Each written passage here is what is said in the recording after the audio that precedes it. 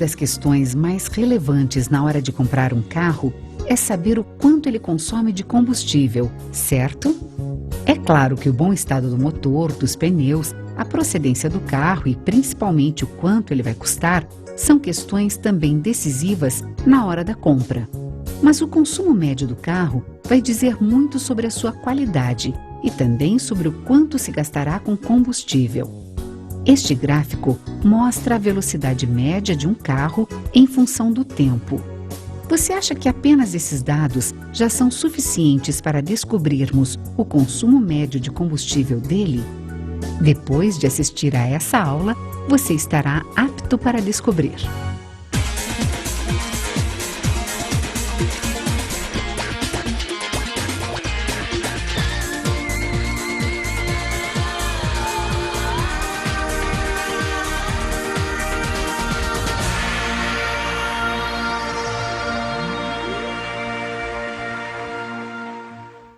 Olá!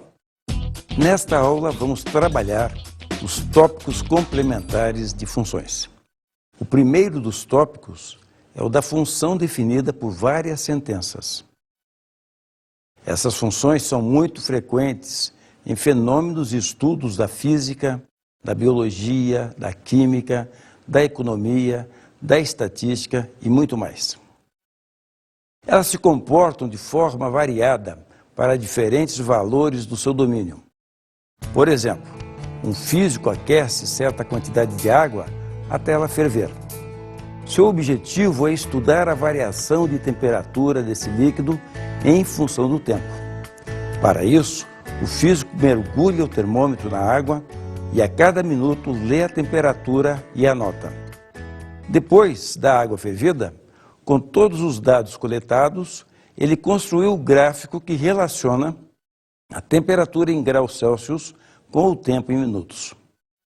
Veja como ficou. Como você pode perceber, a variação da temperatura da água se comporta de maneira diferente nos dois intervalos de tempo. No primeiro segmento, com o passar do tempo, a temperatura também aumenta. Já no segundo segmento, quando o tempo aumenta, a temperatura permanece constante.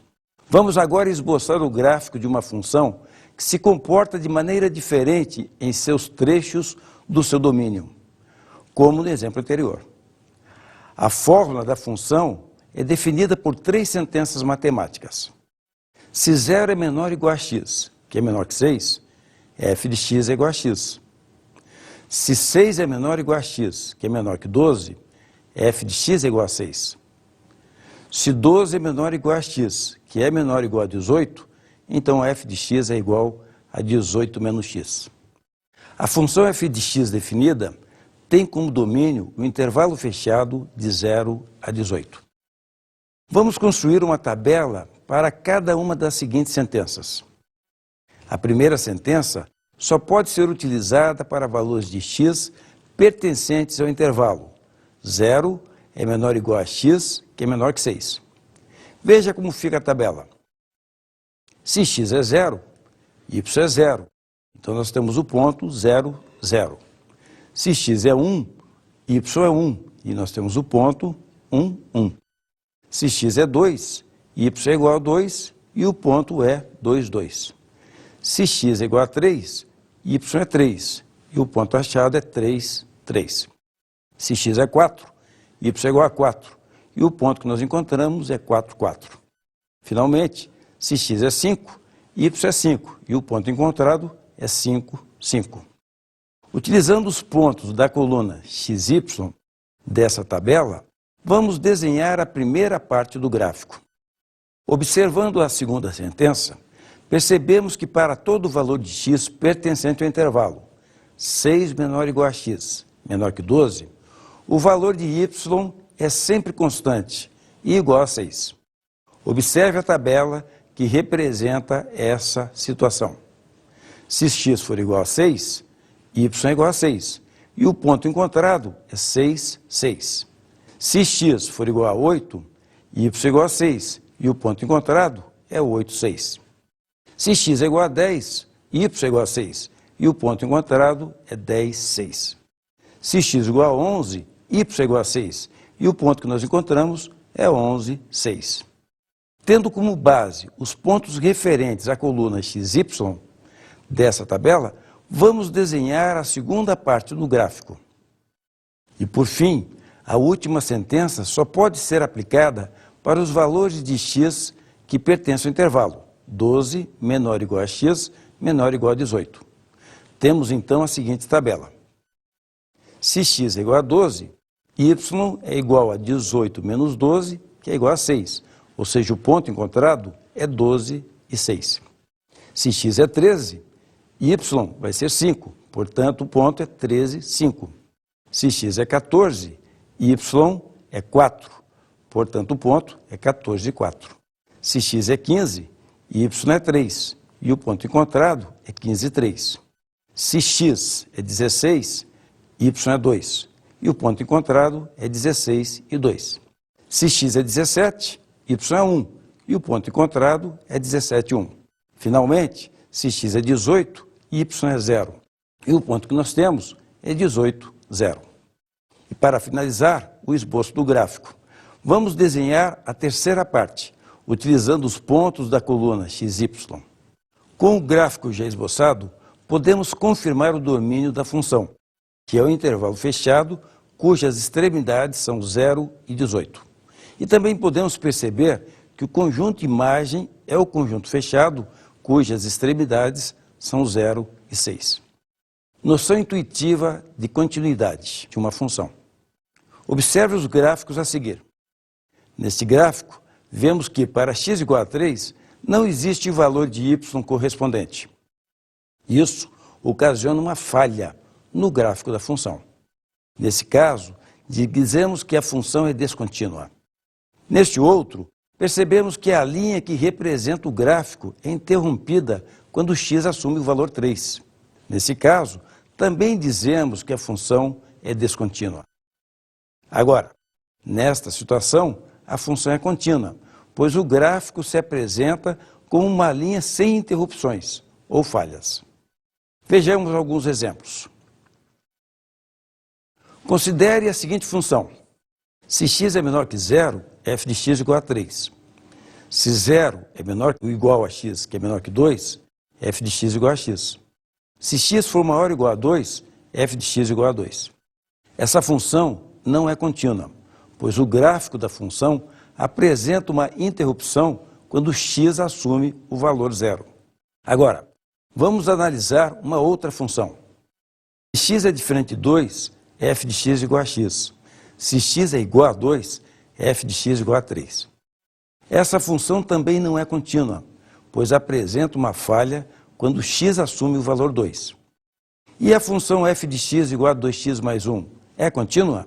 Observe que este gráfico é representado por uma linha sem interrupções ou falhas. Nesse caso, dizemos que a função f de x igual a 2x mais 1 é contínua. Imagine uma pessoa iniciando uma viagem de carro partindo do quilômetro 10 desta estrada. Depois de 1 hora, essa pessoa interrompe a viagem no quilômetro 60 para almoçar. O intervalo dura 2 horas. Depois do almoço, a pessoa viaja mais 2 horas, até o quilômetro 200. Com esses dados, podemos escrever a lei da posição, ST, em quilômetros, em função do tempo t gasto em horas. Este é o gráfico da situação que acabamos de ver. A pessoa saiu no quilômetro 10 e em 1 hora percorreu 50 quilômetros, chegando ao quilômetro 60. Ela fica 2 horas parada e depois viaja mais 2 horas até chegar ao quilômetro 200. Para determinarmos a equação do segmento de reta durante a primeira hora, primeiro segmento S1t, vamos inicialmente calcular o coeficiente angular. A é igual a 60 menos 10 dividido por 1 menos 0, que é igual a 50. Como a equação de uma reta é S1t igual a t mais b, temos a equação parcial S1t igual a 50t mais b. Para determinar o coeficiente linear, temos 2 caminhos.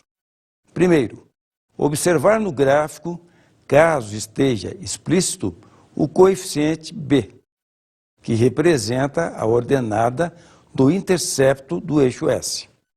Segundo, substituir qualquer ponto do segmento na equação parcial já encontrada.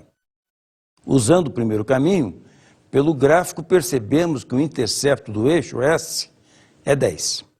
Sendo assim, temos que S1t é igual a 50t mais 10, com 0 menor ou igual a t menor que 1. O segundo segmento é horizontal. Sua equação é mais simples e direta. S2t é igual a 60, com 1 menor ou igual a t menor que 3. Para determinar a equação do terceiro segmento, procedemos de maneira igual do primeiro segmento. Cálculo do coeficiente angular. A é igual a 200 menos 60 dividido por 5 menos 3, que é igual a 70. Obtemos como equação parcial S3t igual a 70t mais b. Para determinar o coeficiente linear, vamos escolher um ponto de segmento para substituir na equação parcial. Seja p igual a 3,60. Dado que a nossa função parcial é y igual a 70t mais b, então 60 é igual a 70 vezes 3 mais b. Com isso, nós chegamos ao resultado de b igual a menos 150. Logo, a equação do terceiro segmento é dado por S3t igual a 70t menos 150, com 3 menor ou igual a t menor ou igual a 5.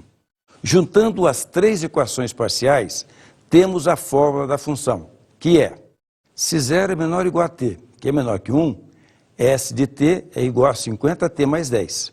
Se 1 é menor ou igual a t, que é menor que 3, S de t é igual a 60. Se 3 é menor ou igual a t, que é menor ou igual a 5, S de t é igual a 70t menos 150. Muito bem. Outro tópico complementar importante é o estudo da variação das funções. Veja este gráfico. Ele mostra a altitude em metros, alcançada por uma asa delta em função do tempo de duração do voo, em minutos. Vamos falar agora sobre alguns conceitos que nos permitirão responder de forma precisa algumas perguntas como: o que aconteceu com a altitude da asa delta dos 4 aos 20 minutos de voo? Qual é aproximadamente a altitude máxima alcançada pela asa delta? Em que instante ela atinge essa altura? Podemos responder todas essas questões com base nos conceitos que veremos a seguir. Vamos iniciar falando sobre os intervalos nos quais uma função é crescente, decrescente ou constante. Primeiro, estudaremos a função crescente. Veja este gráfico. Ele representa a variação da temperatura em função do tempo. A temperatura é crescente entre 8 e 12 horas. A função é crescente nesse intervalo, pois a temperatura cresce à medida que o tempo também cresce. Matematicamente, podemos dizer que uma função y igual a f de x é crescente em um intervalo de eixo x, se nesse intervalo x1 menor que x2 implica em f de x1 é menor que f de x2. Em linguagem geométrica, isso significa que uma função é crescente se o gráfico for ascendente, ou seja, quando o ponto que o traça se move da esquerda para a direita, de baixo para cima. Temos também a função decrescente. Vamos visualizar no gráfico. Ele também representa a variação de temperatura em função do tempo. Note que, à medida que o tempo cresce, a temperatura decresce. Uma função y igual a f de x é decrescente em um intervalo do eixo x, se nesse intervalo x1 menor que x2 implica em f de x1 é maior que f de x2. Geometricamente, isso significa que uma função é decrescente se o gráfico for descendente, ou seja, quando o ponto que o traça se move da esquerda para a direita, de cima para baixo. O terceiro caso é a função constante.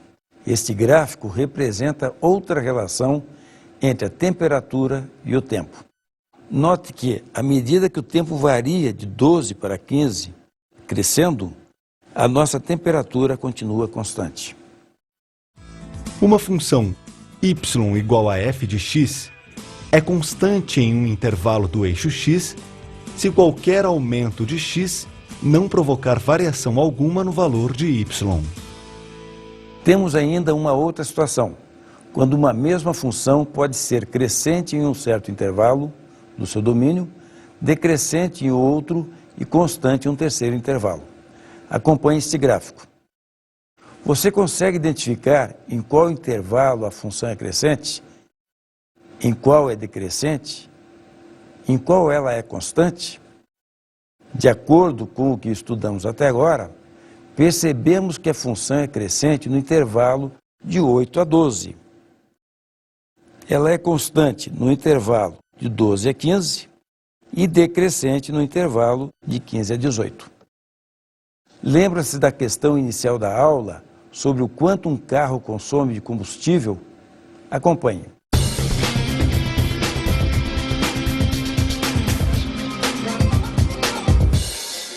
Vamos então ver se o carro do início da aula é ou não econômico em relação ao consumo de combustível. Veja, durante as 2 primeiras horas, a velocidade foi constante de 30 km por hora. Então, V igual 30 km por hora. Se 0 menor ou igual a T, que é menor ou igual a 2. Se durante 2 horas ele andou a 30 km por hora, então foram percorridos 60 km. Durante a terceira hora, o carro ficou parado. Então, V igual 0 km por hora, se 2 menor que T, que é menor que 3. E durante as outras 3 horas, a velocidade foi novamente constante, desta vez com o valor de 60 km por hora. Então, V igual 60 km por hora, se 3 menor ou igual a T, que é menor ou igual a 6. Ou seja, se por 3 horas ele andou a 60 km por hora, então percorreu 180 km. A distância total D percorrida é de 60 km do primeiro trecho, mais 0 km do tempo que ele ficou parado, mais 180 km do último trecho. Então foram percorridos 240 km. Durante o trajeto, foram gastos exatamente 40 litros de combustível, ou seja, o consumo médio do carro é de 240 divididos por 40, igual 6 km por litro. E aí, você compraria este carro? Vamos conhecer agora os valores extremos de uma função. O primeiro deles é o valor máximo. Veja no gráfico. Dentro do intervalo indicado, a temperatura máxima foi de 39 graus e aconteceu às 10 horas. De forma geral, veja que no intervalo fechado AB, a função f de x admite um ponto de máximo em x igual a c. Portanto, seu valor máximo é f de c. O outro valor extremo é o valor mínimo. O gráfico que você está vendo representa a variação de temperatura em função do tempo. No intervalo de tempo indicado, a temperatura mínima 37 graus.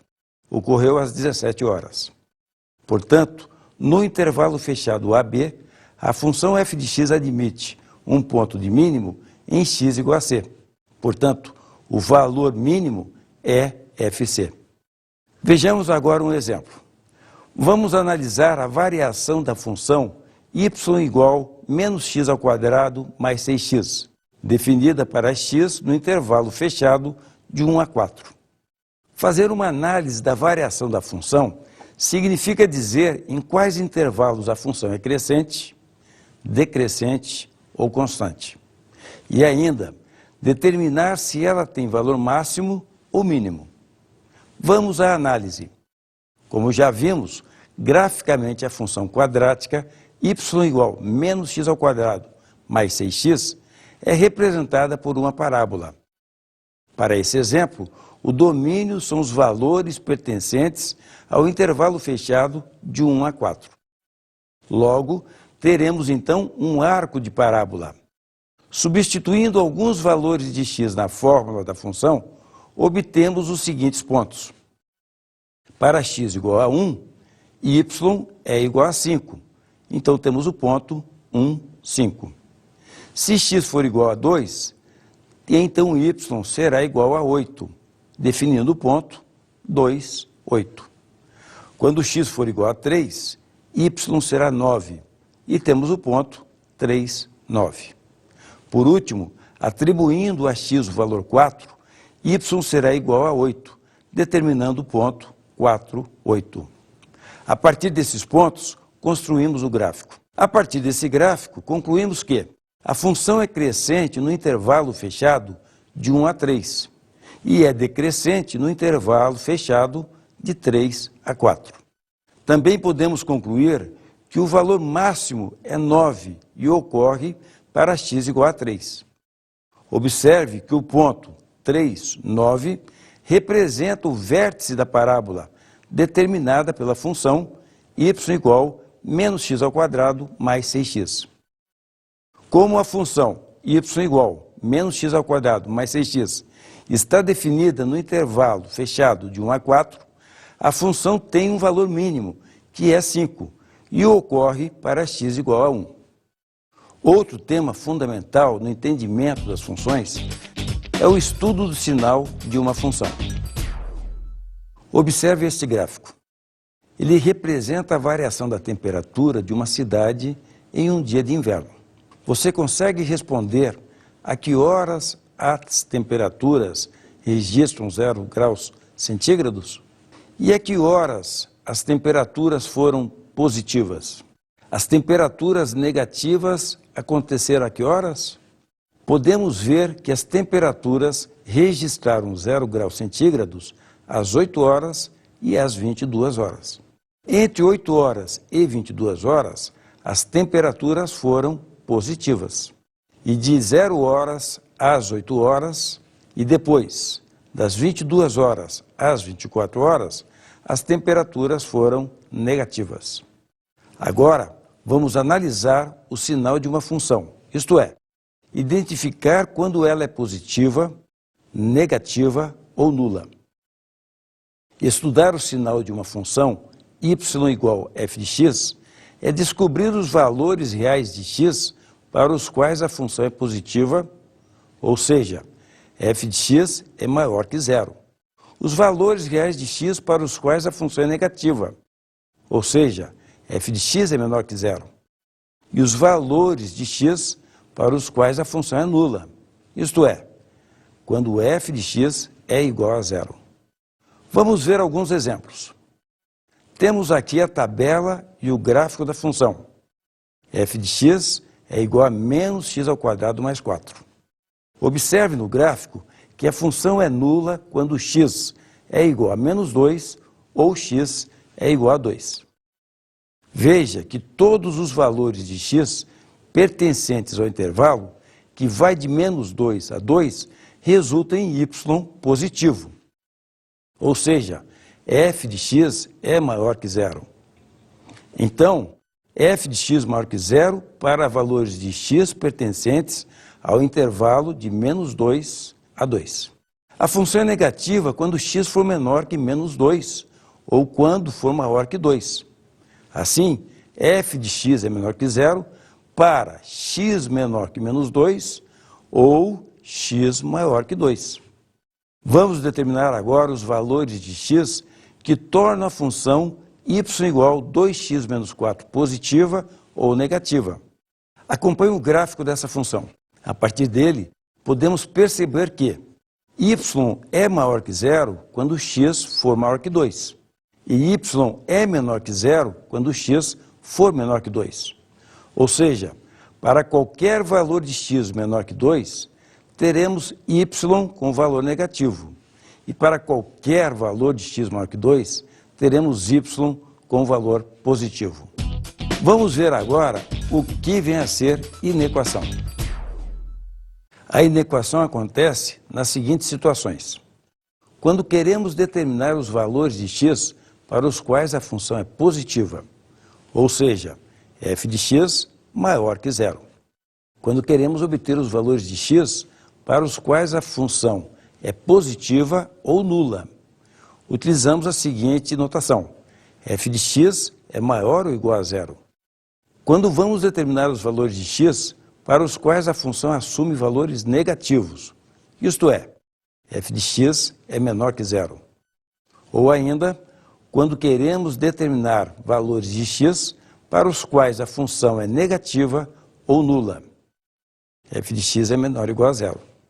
Resolver uma inequação significa determinar os valores reais da variável que satisfaçam a desigualdade, ou seja, que tornem a sentença verdadeira.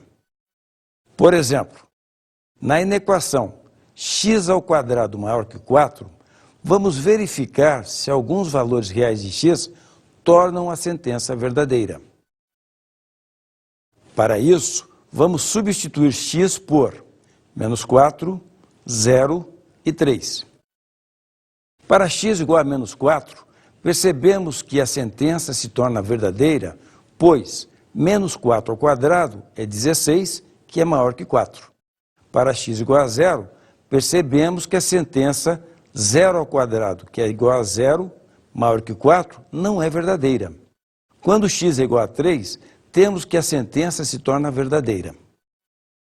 Encontramos dois valores de x, -4 e 3, que satisfazem a inequação x² é maior que 4.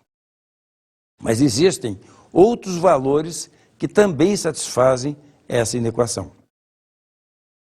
Vamos voltar à inequação x² maior que 4 e determinar todos os valores reais que satisfarão essa inequação. Essa inequação pode ser expressa da seguinte forma: x² menos 4 é maior que zero.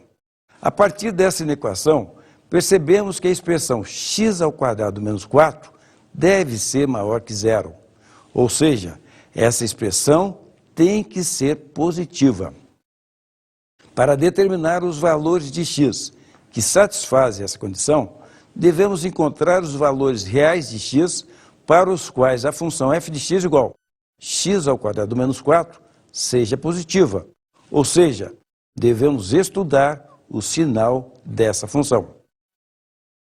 Precisamos, então, esboçar o gráfico dessa função. O coeficiente a do termo em x² é positivo. Logo, a concavidade da parábola está voltada para cima. O gráfico, então, é este. E neles temos f de x maior que zero quando x é menor que -2 ou x é maior que 2. Assim, os valores de x que solucionam a inequação x² maior que 4 são menores que -2 ou são maiores que 2. É importante lembrar que para resolver uma inequação a partir do gráfico da função, é fundamental que o esboço do gráfico contenha as raízes da função. Se a função admitir raízes, é claro. Vamos a um exemplo de aplicação de inequação. Este terreno será loteado e os lotes serão retangulares, iguais e com área superior a 400 metros quadrados. A largura de cada um dos lotes deve ter 30 metros a menos que o comprimento. Nosso objetivo é determinar as dimensões desses lotes que satisfazem as condições exigidas. Para isso, vamos considerar x a medida em metros do comprimento do lote. Assim, a largura do lote será dada por x menos 30, também em metros. Temos então a fórmula da área de cada lote em função de x, ou seja, área igual a x vezes x menos 30. Logo, área igual a x² menos 30x. Como a área de cada lote deve ser superior a 400 metros quadrados, teremos que trabalhar com a inequação x² menos 30x maior que 400. A inequação x² menos 30x maior que 400 pode ser expressa da seguinte forma: x² menos 30x menos 400 maior que zero. E para resolver essa inequação, devemos determinar os valores reais de x, para os quais a função f de x igual a x² menos 30x menos 400 é maior do que zero, ou seja, os valores de x para os quais a função é positiva. As raízes da função são menos 10 e 40. Como o coeficiente de x² positivo a igual a 1, a concavidade da parábola está voltada para cima. Então, veja como fica o gráfico. Chegamos então à seguinte solução. A função x² menos 30x menos 400 será maior do que zero quando x for menor que menos 10, ou quando x for maior que 40.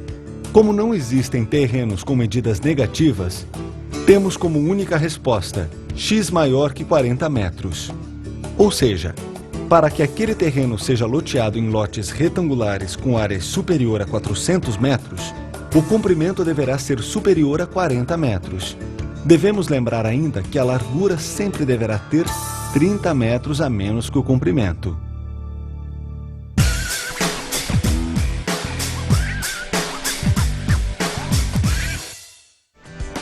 Depois de passar a tarde toda praticando seu esporte favorito, Fabinho se senta na beira do mar e observa o pôr do sol na linha do horizonte, onde o céu e o mar parecem encontrar-se.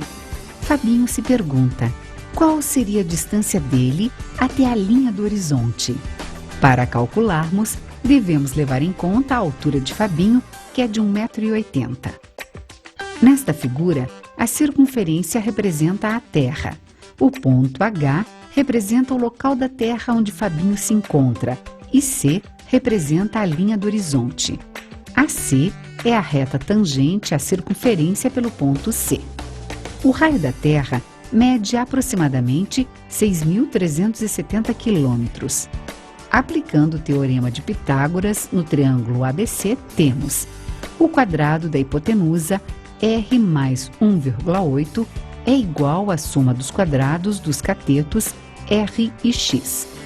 Lembrando que 1,8 metros equivale a 0,0018 quilômetros e substituindo o valor do raio da Terra, temos 6.370 mais 0,0018 elevado ao quadrado é igual a 6.370 ao quadrado mais x ao quadrado. Resolvendo essa equação, temos que x é aproximadamente igual a 4,8 quilômetros. Sendo assim, a distância de Fabinho até a linha do horizonte é de 4.800 metros, ou 4,8 quilômetros.